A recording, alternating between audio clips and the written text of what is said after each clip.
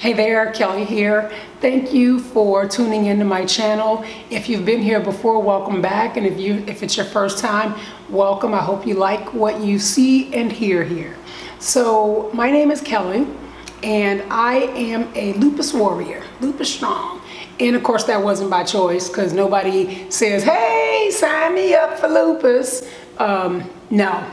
So I kind of wanted to talk about some of the emotions that I personally feel, and I'm wondering how many other people feel this as well.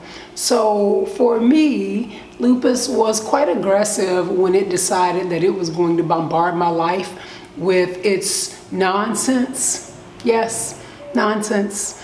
And at the time, I was a award-winning sales associate selling houses out in the beautiful sunshine of the Sunshine State down in Florida, or up in Florida now since I'm in Mexico. And I was loving my life. And then all of a sudden, these strange symptoms started showing up, and they were, like I said, pretty aggressive.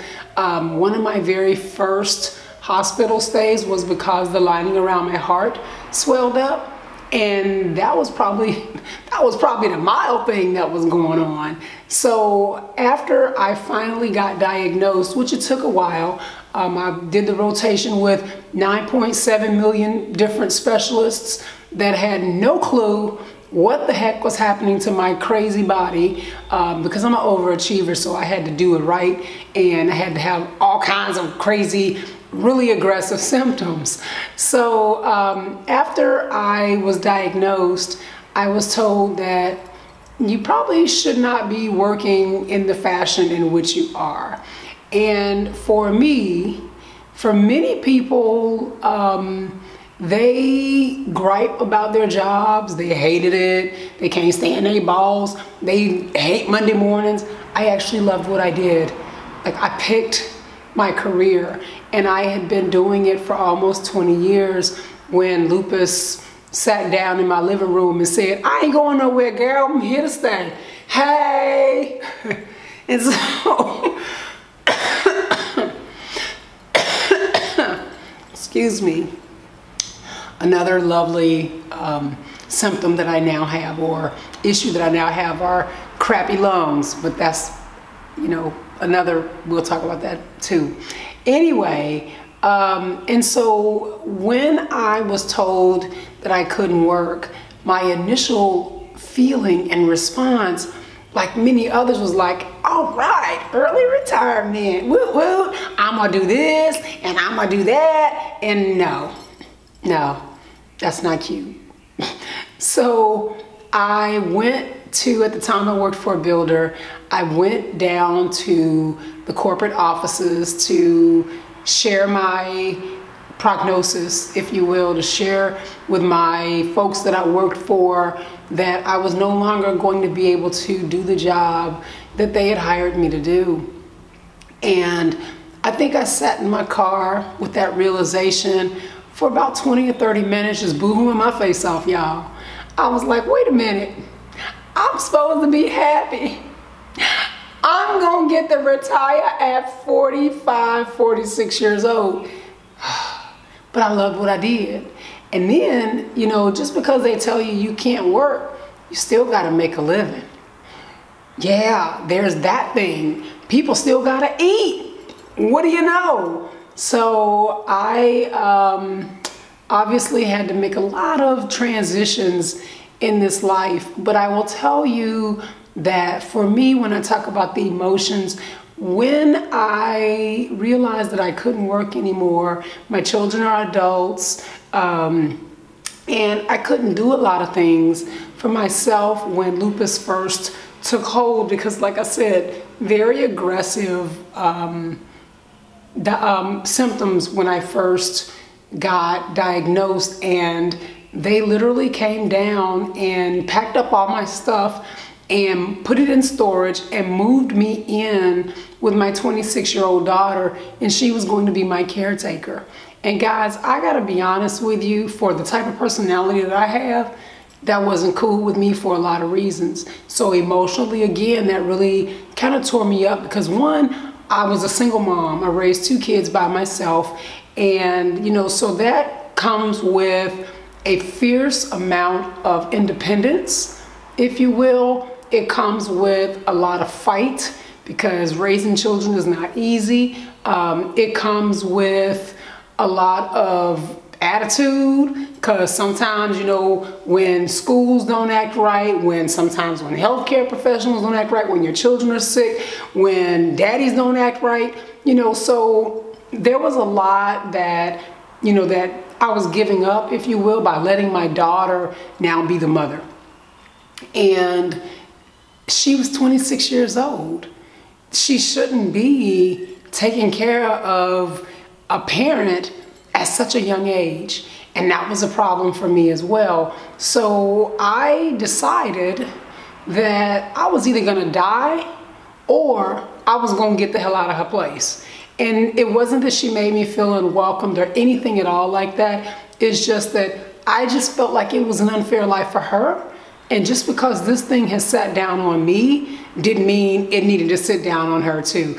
My kids obviously had enough to deal with, you know, me going through the things that I was going through. And during the time that they were just trying to figure me out, my whole family was totally engaged. We were research folks all day, every day, and, you know, ask a doctor about this, ask your doctor about that, ask your doctor about this.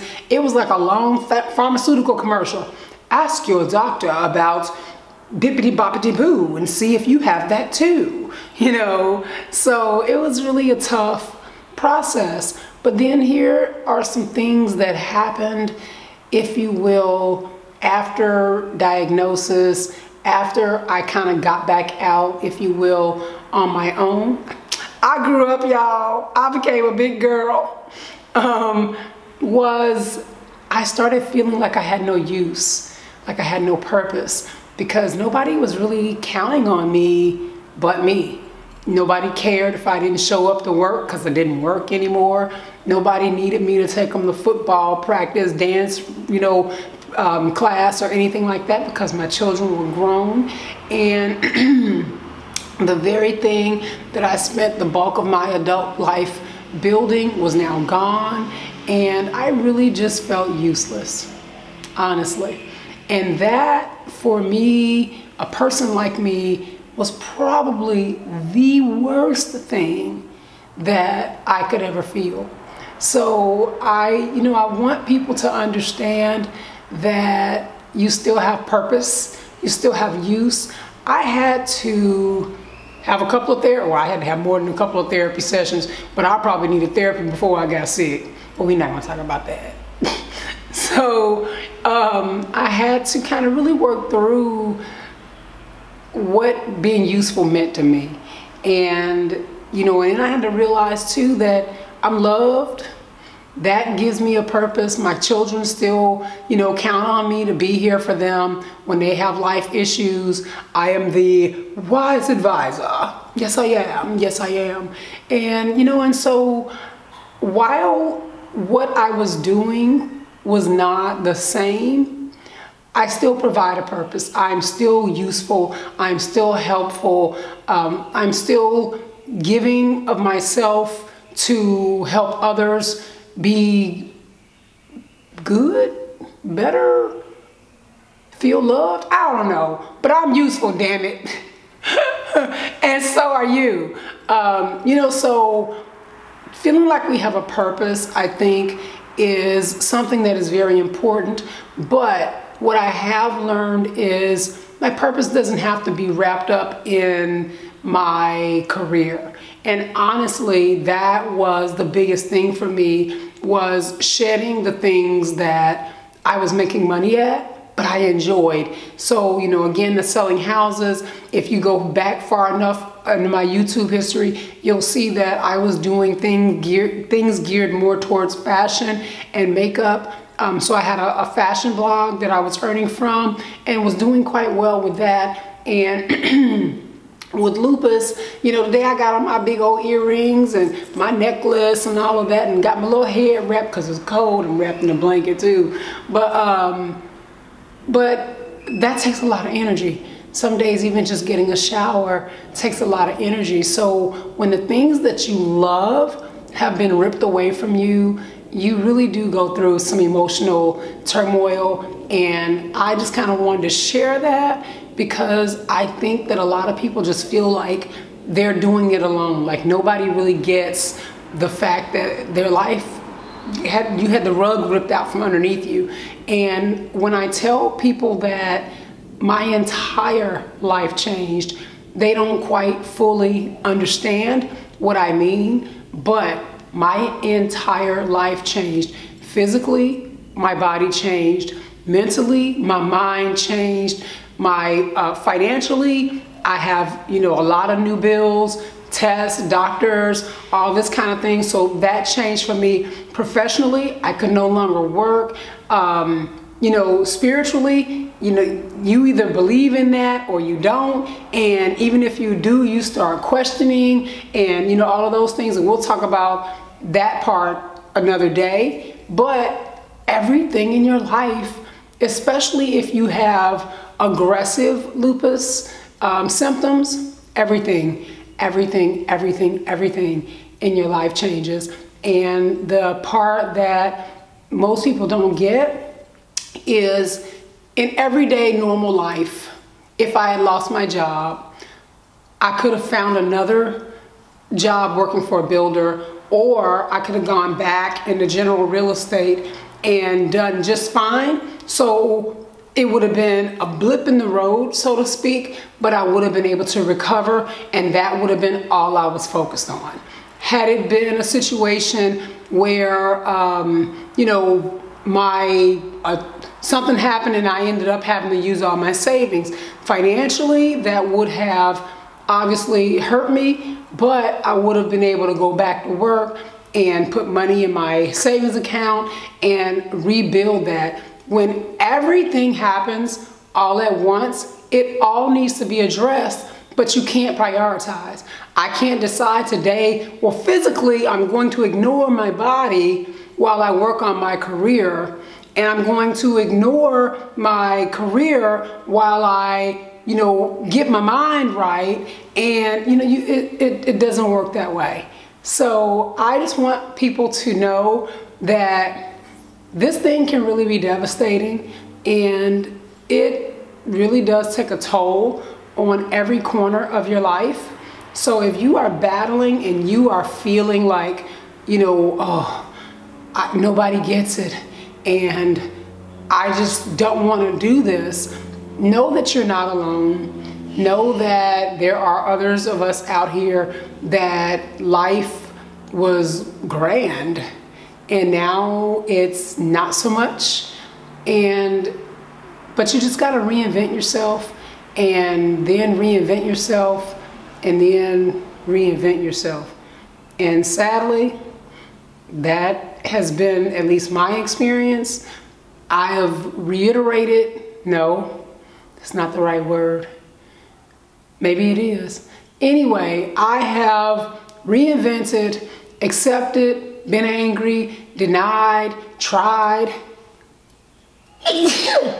excuse me, sneezed at, sneezed on, spit at, and spit on.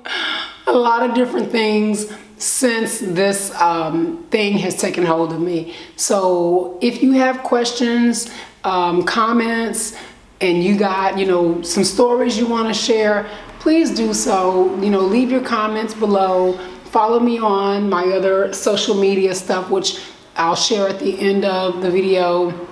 And let me know your thoughts, and yeah, that's pretty much it. So if you have not subscribed, please do. I know that my topic is a little heavy, but I do my best to be the goofball that I am. I really don't know how to do serious, y'all. Even when I'm in the hospital, I'm cracking jokes. It's terrible.